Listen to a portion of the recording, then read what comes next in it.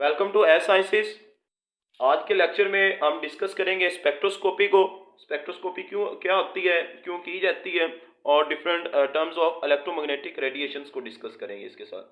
तो spectroscopy spectroscopy basically हम बोलते हैं, इसमें हम डिस्कस करते हैं इंटरेक्शन ऑफ लाइट को। इंटरेक्शन ऑफ लाइट जब होती है किसके साथ? जब इंटरेक्शन ऑफ लाइट होती है विद मैटर के साथ। जब लाइट मैटर के साथ टकराती है तो वहां पे लाइट में क्या चेंजेस आएंगे और उस मैटर में क्या चेंजेस आएंगे, उसको हम डिस्कस करते हैं स्पेक्ट्रोस्कोपी में। तो बेसिकली हम क्या यहाँ पे डिस्कस करते हैं, चेंजेस को डिस्कस करते हैं। What are the changes take place in light and also in matter, इसको हम डिस्कस करते हैं स्पेक्ट्रोस्कोपी में। अगर आपको सिंपल से एक एग्जांपल दो स्पेक्ट्रोस्कोपी क्या होती है, तो हमने छोटी क्लासेस में पढ़ा हुआ है कि जब विजिबल लाइट या वाइट लाइट जिसे हम सन लाइट बोलते हैं, वो जब पास होती है किसी भी प्रिज्म में से, तो वो वाली जो लाइट है वो डिफरेंट कलर्स में डिस्ट्रीब्यूट हो जाती है। 7 कलर्स जो है उसमें वो डिस्ट्रीब्यूट होती है। तो अब ये वाला जो एक काम हो रहा है, बेसिकली हमारे पास एक स्पेक्ट्रोस्कोपी होती है कि हम जो वाइट लाइट है उसकी कंपोजिशन बता रहे हैं कि इसके अंदर कौन कौन सी लाइट है और जो लाइट है उसकी वेवलेंथ क्या है और किस रेंज में वो क्या करती है, पाई जाती है। तो ये हमारे पास एक स्पेक्ट्रोस्कोपी की सिंपल सी होती है। अब जो स्पेक्ट्रोस्कोपी है उसको किया क्यों जाता है? स्पेक्ट्रोस्कोपी हम इस वजह से करते हैं कि इसकी वजह से हमारे पास जो ऑर्गेनिक कंपाउंड होते हैं, ऑर्गेनिक कंपाउंड जो है उनका हम स्ट्रक्चर बताते हैं कि उसका स्ट्रक्चर किस तरह का, अरेंजमेंट ऑफ एटम बताते हैं कि जो एक एटम है या ग्रुप ऑफ एटम या फंक्शनल ग्रुप है वो किस कार्बन के ऊपर अटैच है। दूसरा हम उसकी स्टीरियोकेमिस्ट्री बताते हैं। तो ये वाली हमारे पास कुछ होती हैं जिनकी वजह से हम स्पेक्ट्रोस्कोपी करते हैं। स्ट्रक्चर की डिटर्मिनेशन होती है, उसके बाद उसकी स्टीरियोकेमिस्ट्री बताते हैं ताकि हम उस कंपाउंड को क्लासीफाई कर सकें। जैसे अब हमारे पास ऑर्गेनिक कंपाउंड्स हैं, उसकी क्लासिफिकेशन है। हर जो एक ऑर्गेनिक कंपाउंड है उसके एक डिफरेंट उसको उसकी हमारे पास होमोलॉगस सीरीज है जहाँ पे हम उन्हें रखते हैं। तो उसी की बेसिस पे हम क्या करते हैं, स्पेक्ट्रोस्कोपी करते हैं। उसकी बेसिस पे हम उसके मेल्टिंग और बॉइलिंग पॉइंट बता रहे होते हैं कि जो एक आपके पास सिंगल बॉन्ड है, डबल बॉन्ड है, ट्रिपल बॉन्ड वाला जो कंपाउंड्स हैं उनके जो मेल्टिंग और बॉइलिंग पॉइंट है वो कैसे डिक्रीज इंक्रीज हो रहे हैं, उनके केमिकल प्रॉपर्टीज बता रहे होते हैं। तो इन सब के बारे में पता चलाने के लिए उसके अंदर फंक्शनल ग्रुप कौन सा प्रेजेंट है, उन सब की इंफॉर्मेशन के लिए हम स्पेक्ट्रोस्कोपी करते हैं। सिंपल सा इसका एक इंट्रोडक्शन ये है। नेक्स्ट हम चलते हैं इसकी टाइप्स पे। जो हमारे पास टाइप्स ऑफ स्पेक्ट्रोस्कोपी होती है वो कितने टाइप्स की है। तो बेसिकली जो ज़्यादातर हम स्पेक्ट्रोस्कोपी करते हैं वो हमारे पास आईआर स्पेक्ट्रोस्कोपी होती है, उसके बाद हमारे पास यूवी स्पेक्ट्रोस्कोपी होती है, उसके बाद हमारे पास एनएमआर स्पेक्ट्रोस्कोपी होती है, और साथ में हमारे पास मैस स्पेक्ट्रोस्कोपी होती है। ये जो मैस स्पेक्ट्रोस्कोपी है इसको हमने फर्स्ट ईयर में डिस्कस किया हुआ है, जहाँ पे हम मैस स्पेक्ट्रोमीटर से डिफरेंट आइसोटॉप्स जो हैं वो फाइंड करते हैं। ये हमारे पास है। अब देखते हैं हम इलेक्ट्रोमैग्नेटिक रेडिएशंस। बेसिकली जो स्पेक्ट्रोस्कोपी है उसमें सबसे सबसे जो इम्पोर्टेंट रोल है वो आपका इलेक्ट्रोमैग्नेटिक रेडिएशंस ही प्ले करती हैं। इलेक्ट्रोमैग्नेटिक रेडिएशन जो होती हैं ये हमारे पास वेव्स होती हैं जिनके इसके अंदर डिफरेंट टाइप्स की रेज पाई जाती हैं, जिनकी डिफरेंट वेवलेंथ होती है, जिनकी डिफरेंट एनर्जी होती है। तो देखेंगे कि जो इलेक्ट्रोमैग्नेटिक रेडिएशंस हैं ये बेसिकली हैं क्या। इलेक्ट्रोमैग्नेटिक रेडिएशन जो हमारे पास होती हैं ये हमारे पास इलेक्ट्रोमी, इलेक्ट्रिसिटी, चार्ज, मैग्नेटिक, मैग्नेट। तो यहाँ पे हमारे पास इलेक्ट्रोमैग्नेटिक रेडिएशन जो बेसिकली है ये कम्बिनेशन होता है, प्रोड्यूस होती हैं by the combination of electric and magnetic field. जब इलेक्ट्रिक और मैग्नेटिक फील्ड का कम्बिनेशन होता है तो वहाँ से हमारे पास इलेक्ट्रोमैग्नेटिक रेडिएशंस बनती हैं। ये बात हमें पहले से पता है। यानी कि हमारे पास क्या होता है कि जो हमारे पास इलेक्ट्रोमैग्नेटिक रेडिएशन है, जब और magnetic field electric and magnetic field जो होती हैं ये आपस में इंटरेक्ट करती हैं तो वहां पे प्रोड्यूस होती हैं इलेक्ट्रोमैग्नेटिक रेडिएशन पैदा होती हैं। जब ये इंटरेक्ट करती हैं वहाँ पे इलेक्ट्रोमैग्नेटिक रेडिएशंस प्रोड्यूस होती हैं। अब इनके इलेक्ट्रिक और मैग्नेटिक फील्ड के इंटरेक्ट करने के लिए एक स्पेसिफिक एंगल का होना बहुत ज़रूरी होता है। अगर उस एंगल पे इनकी इंटरेक्शन नहीं होती तो वहाँ पे फिर कोई इलेक्ट्रोमैग्नेटिक रेडिएशन प्रोड्यूस नहीं होती। तो उसके लिए जो हमारे पास एंगल होता है इलेक्ट्रिक और जो हमारे पास मैग्नेटिक फील्ड है, ये दोनों एक दूसरे को परपेंडिकुलर होनी चाहिए, यानी कि यहाँ पे 90 डिग्री का एंगल बनना चाहिए।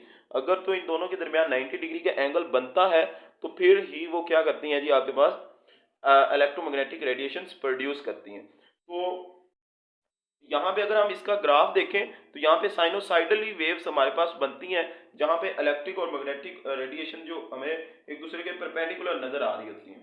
तो यहाँ पे अगर हम ड्रा करते चलें इसका जो हमारे पास है ग्राफ, तो हमें पता चलता है कि ये एक दूसरे के परपेंडिकुलर है। अब यहाँ पे हमें इसके ग्राफ में पता चल रहा है कि जो इलेक्ट्रिक फील्ड है वो ये है और ये जो मैग्नेटिक फील्ड है ये है। अब यहाँ से हमें ये पता चल रहा है कि ये एक दूसरे की क्या है जी, परपेंडिकुलर है।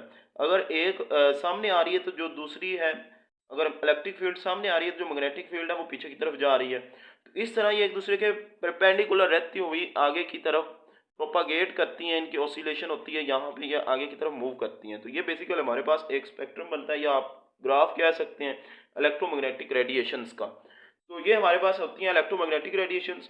अब इसकी कैरेक्टरिस्टिक्स देखते हैं, इलेक्ट्रोमैग्नेटिक रेडिएशंस की कैरेक्टरिस्टिक्स क्या है। अब जो इलेक्ट्रोमैग्नेटिक रेडिएशंस हैं इनको कैरेक्टराइज किया जाता है इनके लैम्डा से, वेवलेंथ जिसे हम बोलते हैं, और इनका वेव नंबर,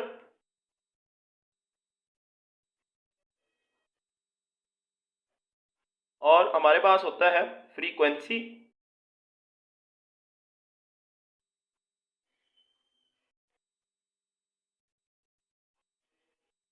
इनकी वजह से हम इसे कैरेक्टराइज करते हैं एक इलेक्ट्रोमैग्नेटिक रेडिएशन की डिफरेंट टाइप। अब अगर यहाँ पे हम एक वेव को ड्रा करके समझना चाहें कि वेव लेंथ क्या है, वेव नंबर क्या है और जो उसकी फ्रीक्वेंसी क्या है, तो हम ऐसे कर सकते हैं। फॉर एग्जांपल ये हमारे पास एक वेव जा रही है, तो यहाँ पे ये वाला जो डिस्टेंस होता है एक क्रस्ट से दूसरी क्रस्ट या एक ट्रफ से दूसरी ट्रफ के दरमियान का जो डिस्टेंस होता है उसे हम वेव लेंथ बोलते हैं, लैम्डा बोलते हैं। अब और ये वाला जो इसका मैक्सिमम पॉइंट होता है फ्रॉम इसकी जो मेन पोजीशन है उससे जो इसका ऊपर मैक्सिमम पॉइंट जाता है उसे हम उसका एम्पलीट्यूड बोलते हैं, और इसको हम रिप्रेजेंट करते होते हैं साई से, एम्पलीट्यूड।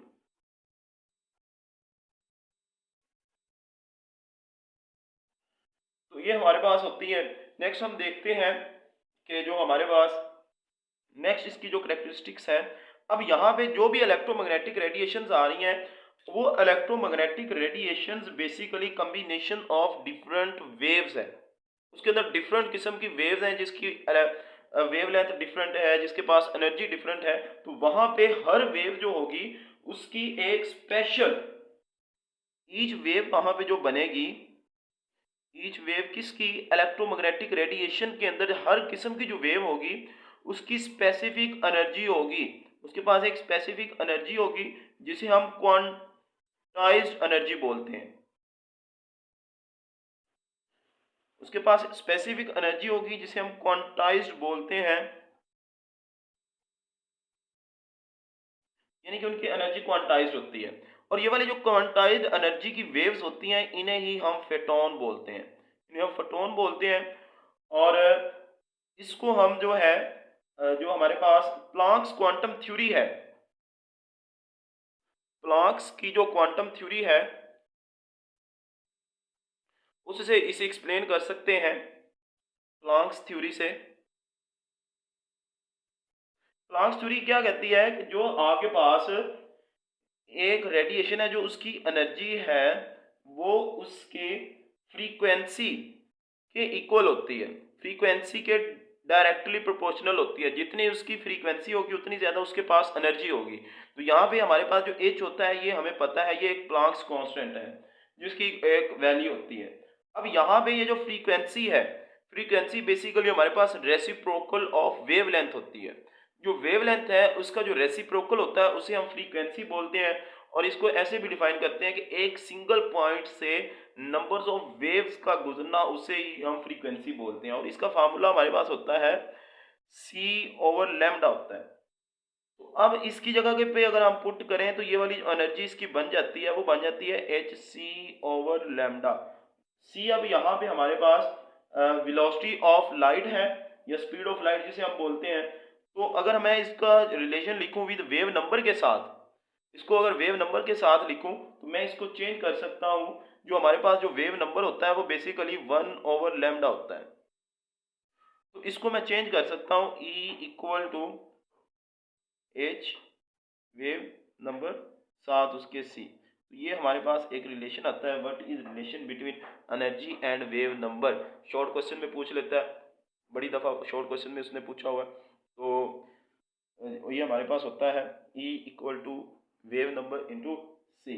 तो ये हमारे पास था रिलेशन इनके दरमियान। नेक्स्ट जो हमारे पास है वो डिस्कस करेंगे कि अब ये वाली जो इलेक्ट्रोमैग्नेटिक रेडिएशंस होती हैं, इनकी प्रोपागेशन के लिए इनको किसी मीडियम की रिक्वायरमेंट नहीं होती, इनको कोई मीडियम की रिक्वायरमेंट नहीं होती। और साथ इनके अंदर जितनी भी रेडिएशंस जो होती हैं वो सब की सब जो है उनके पास सेम वेलोसिटी होती है। अब देखें आपके पास एक इलेक्ट्रोमैग्नेटिक रेडिएशन आती है, इसके अंदर यूवी भी है, विजिबल भी है, एक्स रे भी है, कॉस्मिक रेज है। तो इन सब की जो वेलोसिटी होगी वो सेम होती है, इनकी वेलोसिटी जो हमारे पास है वो सेम होती है। तो ये हमारे पास थी इलेक्ट्रोमैग्नेटिक रेडिएशंस। अब इसका देखते हैं electromagnetic spectrum. What is electromagnetic spectrum के जो इसका स्पेक्ट्रम बनता है वो क्या होता है। तो सबसे पहले समझेंगे कि स्पेक्ट्रम क्या होता है। स्पेक्ट्रम बेसिकली हमारे पास ग्राफिकल स्टडी होती है किसी भी ऑब्जेक्ट की।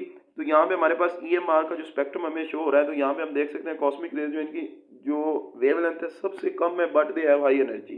तो बिल्कुल लेफ्ट हैंड साइड पे इस तरह जैसे ही लेफ्ट से राइट की तरफ जाएंगे जो हमारे पास वेवलेंथ है वो इंक्रीज होगी, बट एनर्जी जो है डिक्रीज हो जाएगी। तो इसी तरह सबसे कम एनर्जी रेडियो वेव्स की है, बट इनकी वेवलेंथ बहुत ज़्यादा है। इनकी वेवलेंथ बहुत ज़्यादा है, इसी वजह से ये बिल्कुल राइट हैंड साइड पे है। इसी इनकी वेवलेंथ और इनकी एनर्जीज की बेसिस पे इनके डिफरेंट पर्पसेज हैं, डिफरेंट पर्पस के लिए इन्हें यूज़ किया जाता है। और ये वाली जितनी भी आपको वेव्स नज़र आ रही हैं ये सारी की सारी इलेक्ट्रोमैग्नेटिक रेडिएशंस के अंदर पाई जाती हैं।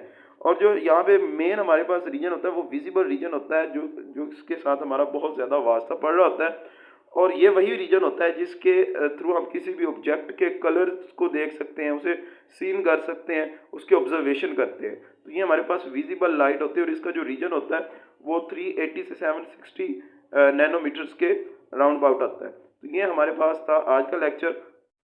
होप सो कि आपको आज का लेक्चर अच्छा लगा होगा, और अगर अच्छा लगा है तो कमेंट करें, लाइक करें और शेयर करें और सब्सक्राइब करें। शुक्रिया।